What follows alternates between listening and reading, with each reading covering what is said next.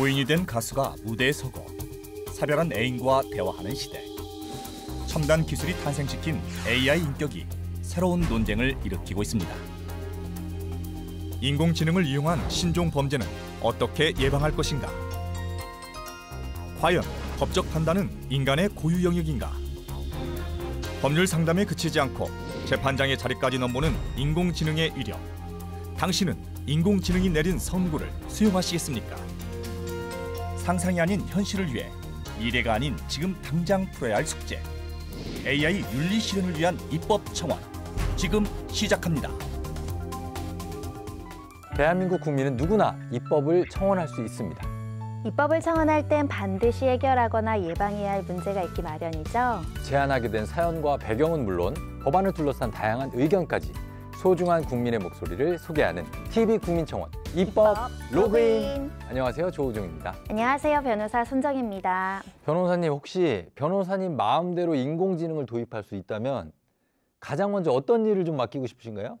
너무 많은데 일단은 네, 너무 제가 맨날 서면 쓰다가 진짜 손가락이 아프거든요. AI가 네. 이제 판례도 찾아주고 서면도 좀 초안을 써주면 되게 도움이 많이 될 것 같은데요.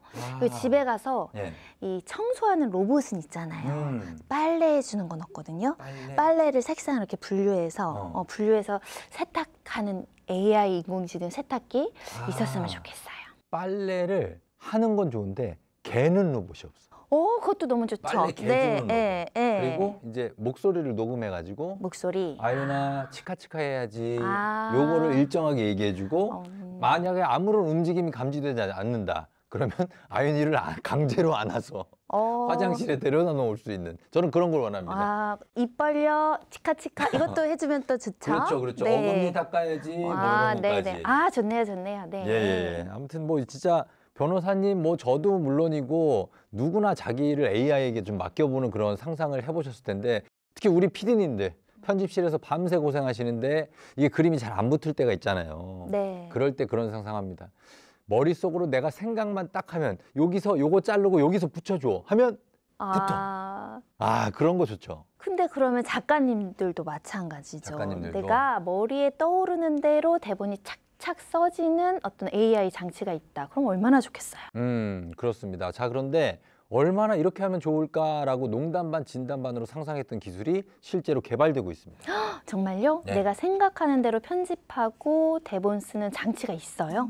미국의 스탠퍼드 대학에서 이미 수년 전부터 사람의 뇌에 임플란트를 심어서 뇌신경 신호를 컴퓨터에 전달하는 기술을 개발하고 있습니다.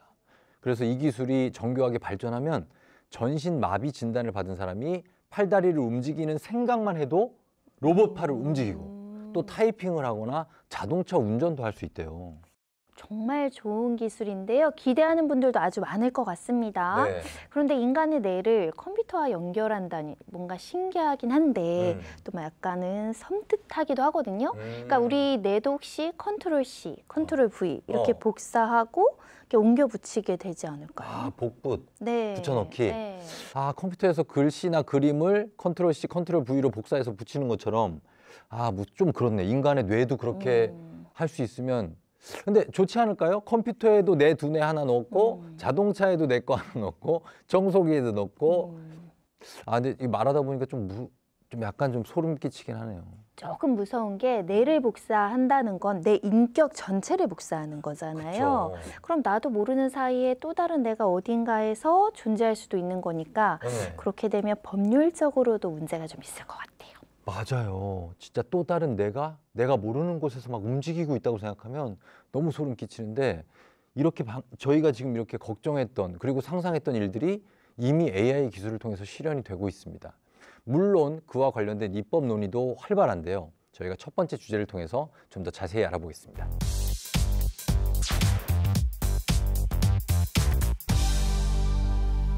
첫 번째 주제는 죽은 약혼자를 살려낸 남자입니다.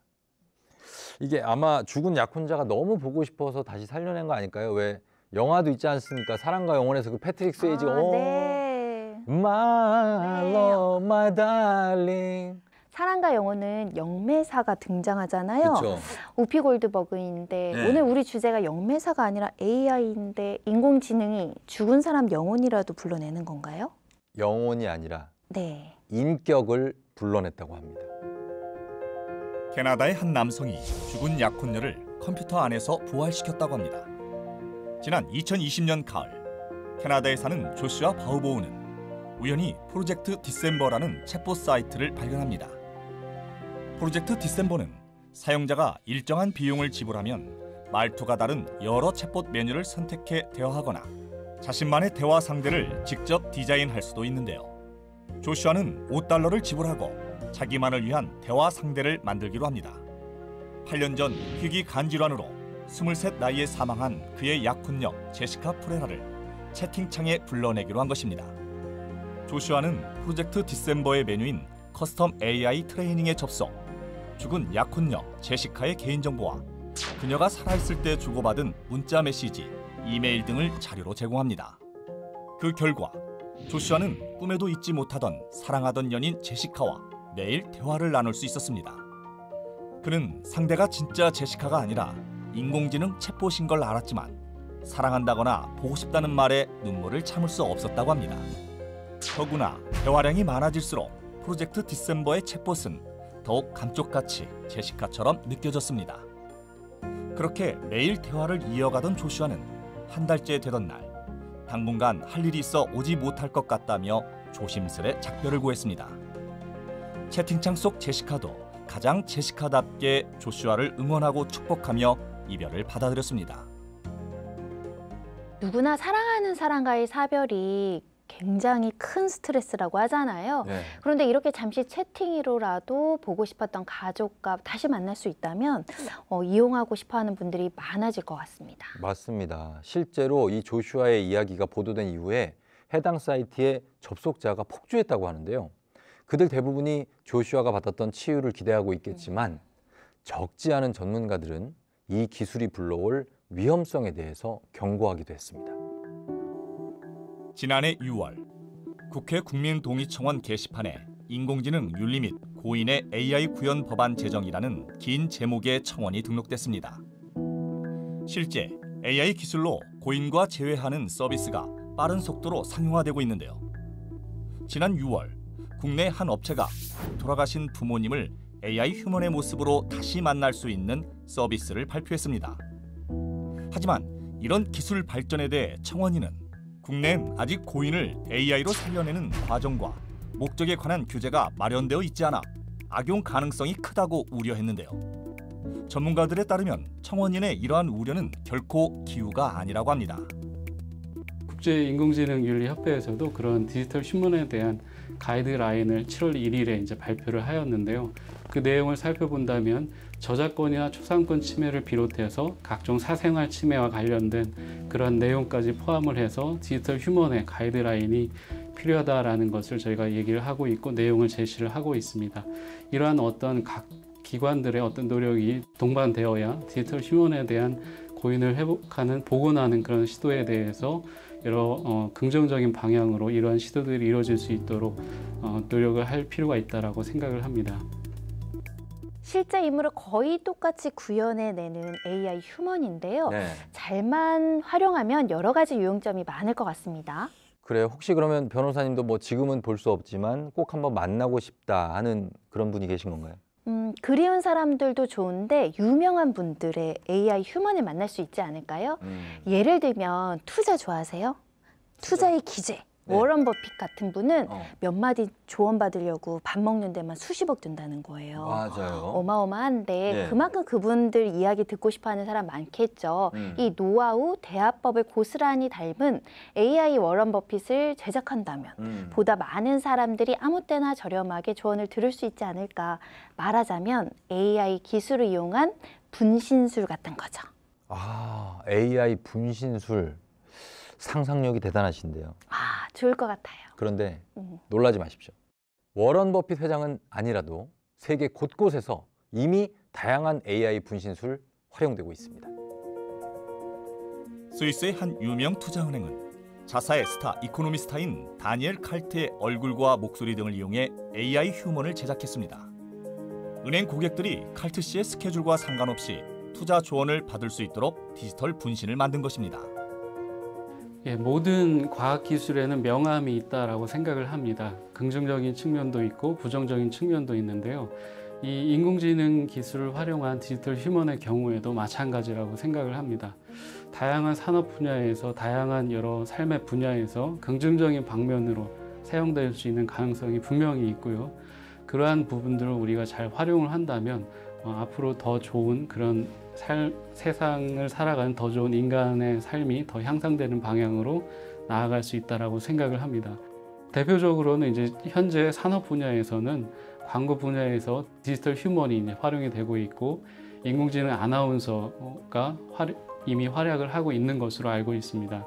이처럼 인간이 이제 여러 가지 다양한 상황에서 직접적으로 나서지 않고도 디지털 휴먼을 활용하게 된다면 인간을 대체하는 여러 가지 많은 것들이 무한한 부분에서 무한한 영역에서 가능하다라고 생각을 합니다. 이처럼 AI 휴먼 기술의 장점은 명확하지만 그에 못지않게 위험성 역시 뚜렷합니다.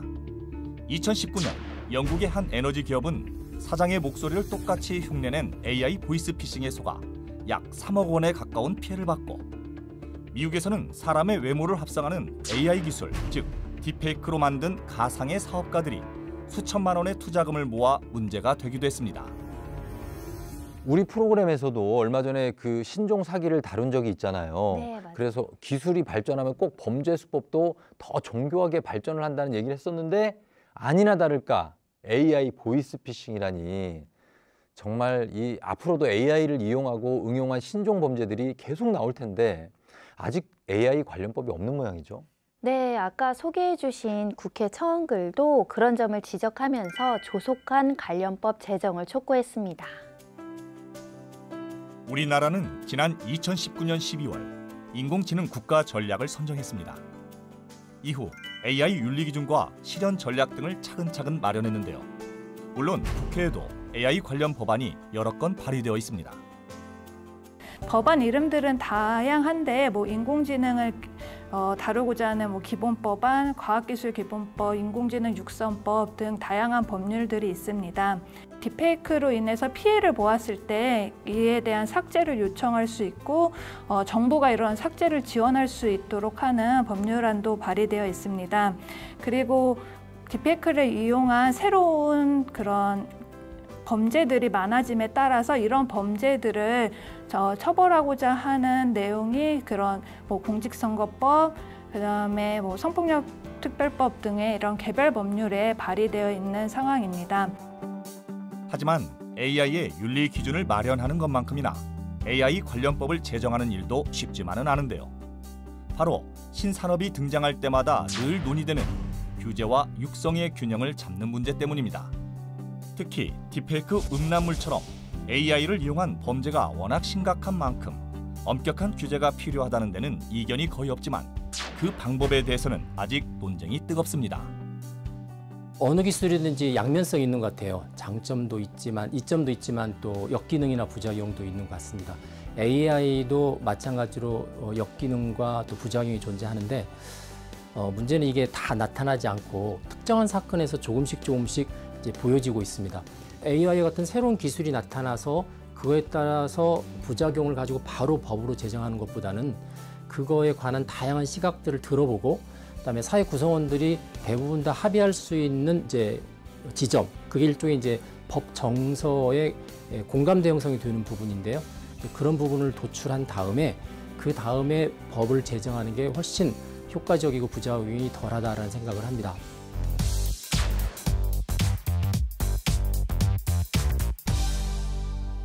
두 번째 주제는 AI 솔로몬. 솔로몬의 지혜, 네. 성경에 나오는 이스라엘의 왕 아닙니까?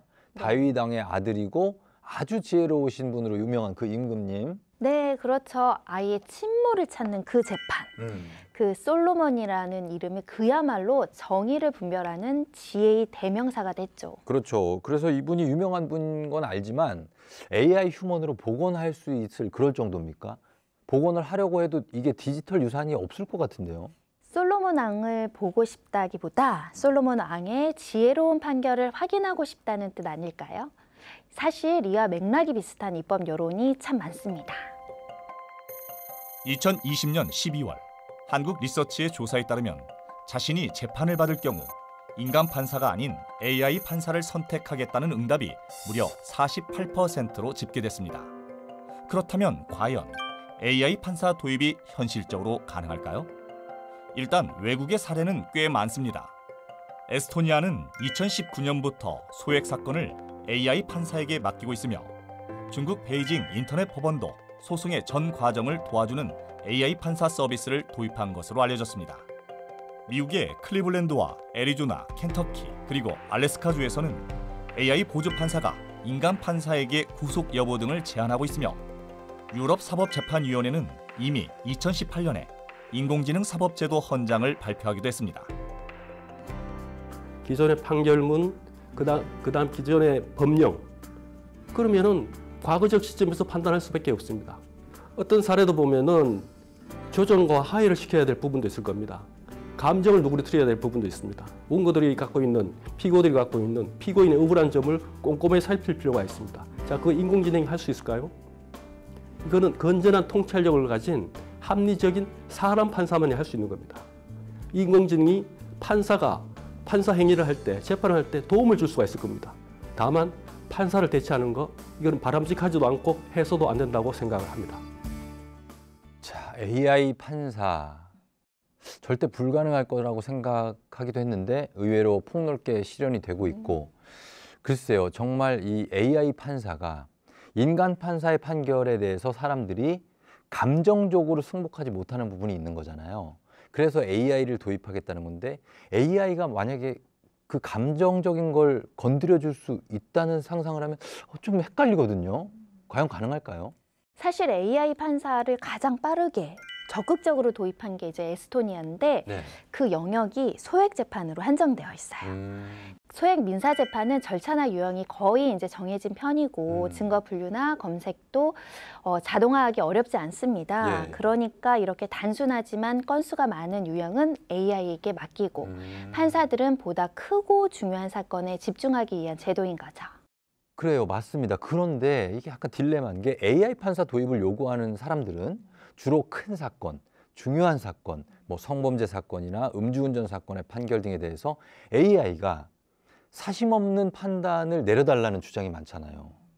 법조인으로서 어떻게 생각하시나요?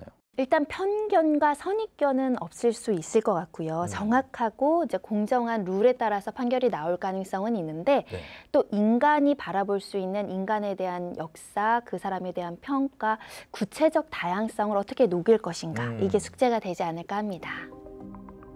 미국의 일부 주 법원은 가석방 심사를 할 때 컴파스라는 알고리즘을 이용해 재소자의 재범 가능성을 예측하고 있습니다. 그런데 지난 2016년 미국의 한 독립 언론기관이 컴파스가 예측한 재범률이 얼마나 정확한지 조사했는데요. 그 결과 컴파스는 재범을 저지를 것이라 예측했지만 실제로는 재범을 저지르지 않은 흑인이 백인보다 2배나 많았다고 합니다. 알고리즘 컴파스가 공명정대함을 잃고 인종에 대한 편견에 사로잡혀 잘못된 예측을 한 것인데요. 전문가들은 이를 데이터의 편향성 때문이라고 설명합니다. 그래서 데이터의 편향성이 인공지능의 판단에 영향을 미치기도 하고, 그 편향성이 미쳤는지 여부와 상관없이도 인간들은 아직까지는 인공지능이 내린 그런 판결에 대한 그런 거부감이 있는 것도 사실이라고 말씀드릴 수 있습니다. 만약 AI 판사가 데이터 편향에 의해 잘못된 판단을 내린다면, 그 판단으로 누군가의 인권에 심각한 침해가 발생한다면 과연 그 책임을 누가 져야 할지도 불분명합니다. 이런 이유로 많은 법률 전문가들은 법원 업무의 효율성을 위해 AI 도입은 불가피하지만 그 영역은 확실하게 구분 지을 필요가 있다는 의견을 제시하고 있습니다. 네, 사실 AI도 만능은 아니잖아요. 오히려 인간이라면 피할 수 있는 실수들도 AI라서 저지를 수 있다. 이런 생각도 해봅니다. 네, 사실 AI가 만능에 가까운 분야가 존재하긴 합니다. 예를 들어 교통사고로 인한 비용이나 피해자가 미래에 입을 예상 피해액을 계산하는 일은 AI에게 맡기는 것이 훨씬 정확하겠죠. 네. 민사뿐만 아니라 형사사건에서도 알고리즘이 머신러닝을 통해 축적된 사건과 판례를 분석하고 아동학대 가능성을 예측해준다면 판사에게는 정말 요긴한 도움이 될 것 같습니다. 맞습니다. 사실 변호사님 말씀에 저도 동의하지만 편리함이 확인된 기술을 좀 절제하면서 사용한다는 것. 이건 정말 앞에 좀 맛있는 게 있는데 그걸 안 먹고 참는 것보다 정말 몇 배나 어려운 일이거든요. 네, 그렇기 때문에 판사뿐만 아니라 AI 기술이 활용될 수 있는 모든 분야에서 적절한 법과 제도가 마련돼야 할 것 같습니다. 네, 정말 쉽지 않은 문제입니다. 이렇게 AI 이야기를 하면서 흥미와 공포와 걱정과 기대를 오가다 보니까 어느새 마칠 시간이 됐습니다. 저는 갑자기 스티븐 스필버그의 영화 AI가 생각나네요. 네, 정말 많은 걸 생각하게 만드는 영화잖아요. 여러분들도 저희 프로그램 보시면서 많은 생각해 보시기 바랍니다. 자, 오늘 저희가 준비한 내용은 여기까지입니다. 잊지 마세요. AI 시대를 이끌어갈 입법 아이디어가 떠오를 땐 언제나 입법 로그인!